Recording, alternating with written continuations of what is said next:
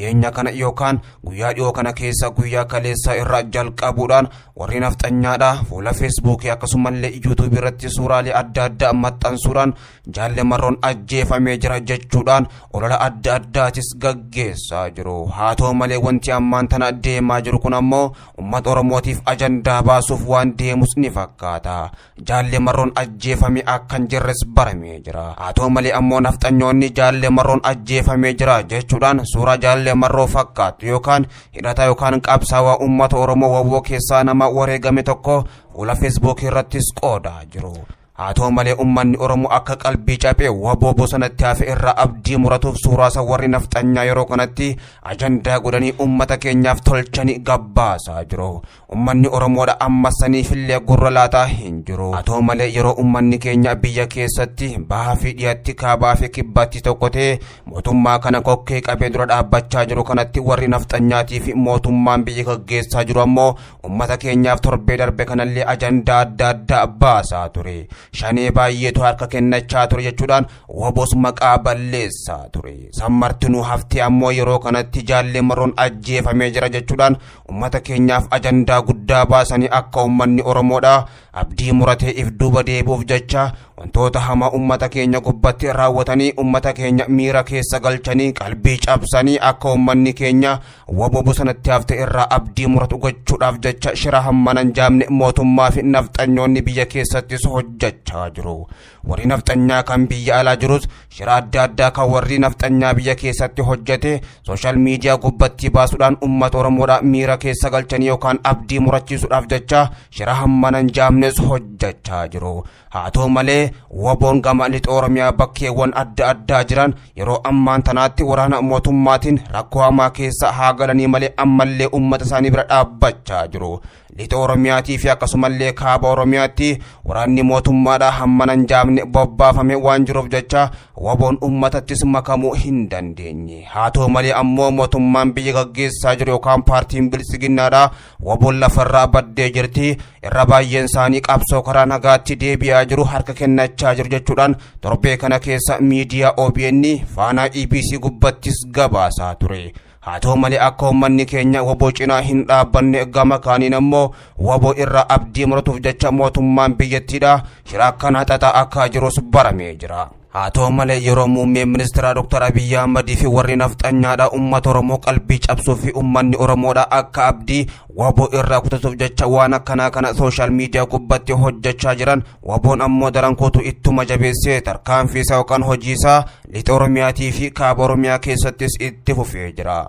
Uummatatti mul'atee uummataa wajjin tarkaanfii fudhachuu baatullee garuu waraana mootummaadhaa garasitti bobbaafames daaraa godhaa jira. Komiin dhiyeenya kana waboo gubbatti ka'aa jirus akkaan baay'ee ta'ee yeroo dhufaa jiru kanatti waboon cinaa maan dhaabbanne namoonni tokko tokko yookaan waboon uummata cinaa maaliif hin dhaabbanne jechuudhaan sooshaal miidiyaa gubbatti ololli adda addaatis gaggeeffamaa ture. Waboon ammoo gama isaatiin geessaa bahachaa jiraachuus himanii jiru. Yeroo ammaan tanaatti Oromiyaan guututti waraanaan ugguramtee kan jirtu yoo ta'ellee uummata keenyatti dirratti gabbaane isaanii wajjin tarkaanfii fudhachuu baannullee bosona keessa bakka jirutti jaraa wajjin kokkee wal qabaa jirra jechuudhaan dhaammatanii jiru. Jaalle Marroonis lubbuunan jira hin duune. Warri nafxanyaatii fi bilisiginnaan anaa jiruu miti reeffa kiyyayyuu ni sodaatanii. Kanaafuu ammoo Jaalle Marroo waan jaamaa kana jireenyaan ajjeesuu akkasumallee hamilee cabsuu fi uummata keenya qalbii cabsuu waan barbaadaniif jecha suuraa kan koo fakkaatuu fi akkasumallee qabsaawaa uummata Oromoo waboo kan bosonatti hidhatee uummata isaatiif jecha lolaa jiru yeroo inni wareegame suuraa isaa gallakkisuudhaan Jaalle Marroon wareegamee jira jechuudhaan uummata keenya shakkii hamaa fi akkasumallee gadda keessa galchuudhaaf yookaan qalbii cabsuudhaaf waan kana hojjetan malee nuti ni jirra jechuudhaanis himanii jiru. Yeroo ammaatti ammoo Jaalle Marroon ajjeefamee akka hin jirree fi shira nafxanyaan oofaa jirtulleen irratti dhaqqabamee jira. Gama biraatiin muummeen ministeera Dr. Abiy Ahmed biyya keessatti rakkoon erga mudatee ji'a lama booddee ammaan tana gara biyya ollaattis imalanii jiru.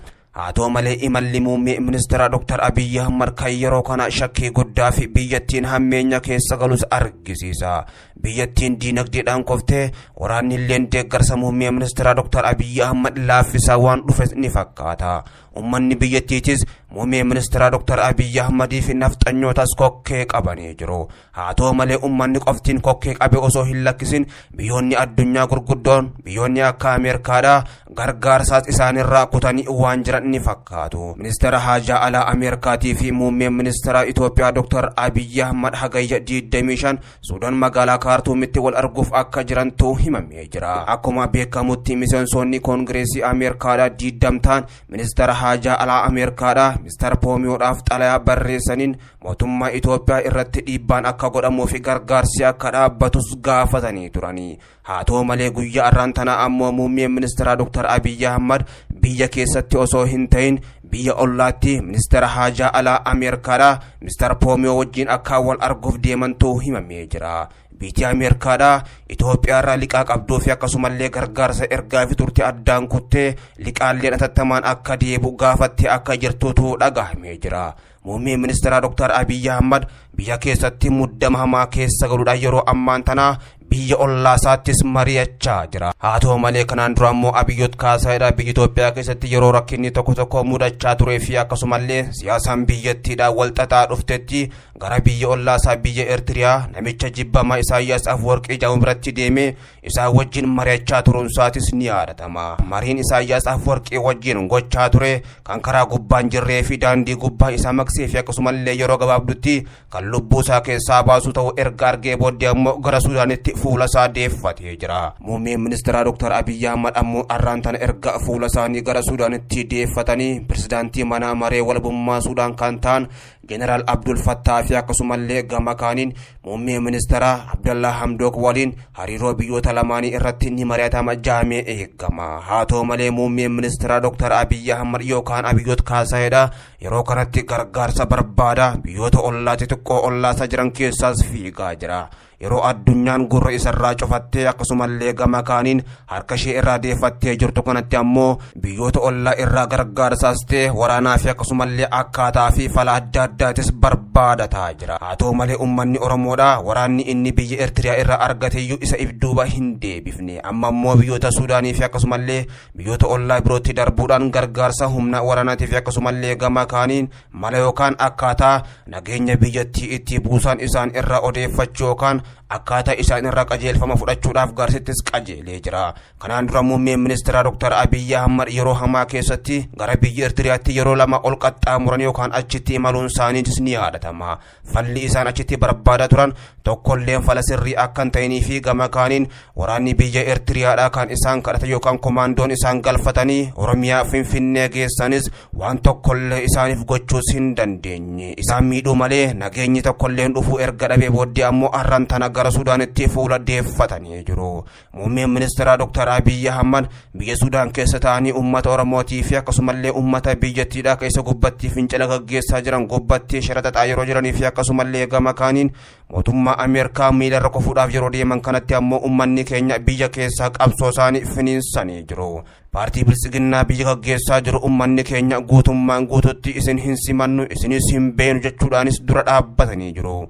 Hayyoonni Oromoodhaa obbo Jawaar Mohammad haga hidhaa keessaa baanitti Baqqalaa Garbaa Hamzaa Booranaa akkasumallee gama kaaniin hayyoota Oromoo jajjabootaan paartii Abootii fi Kaafoo keessaa hidhaman gama kaaniin ammoo qeerroo fi qarree hidhaman kan maqaan isaanii beekamuu fi hin beekamne martinuu gallakkifamuu qaban jechuudhaan qeerroon ergaas dabarsee jira. Qeerroon Oromootii fi hayyoonni Oromoodhaa badii tokko malee hidhaman gadi hin lakkifaman yoo ta'e ammoo tarkaanfiin keenya if duubas hin deebi'u jaanii jiru. Haa ta'u malee labsii fincila diddaa gabrummaa Oromiyaa keessatti guyyaa 12 baatii 12 bara 2012 jechuudhaan beekamu kan labsame haga ammaattis hojii gubbaa jira. Labsiin san erga labsame torbee tokko xumuree jira. Amma immoo labsiin san daran kootuu ittuma jabaatee gara lagannaa gabaattis cee Oromiyaa bakkeewwan adda addaatti yeroo kana bakki daldalaa martinuu cufaa sochiin geejjibaa tokkolleen akka hin jirreetu baramee jira.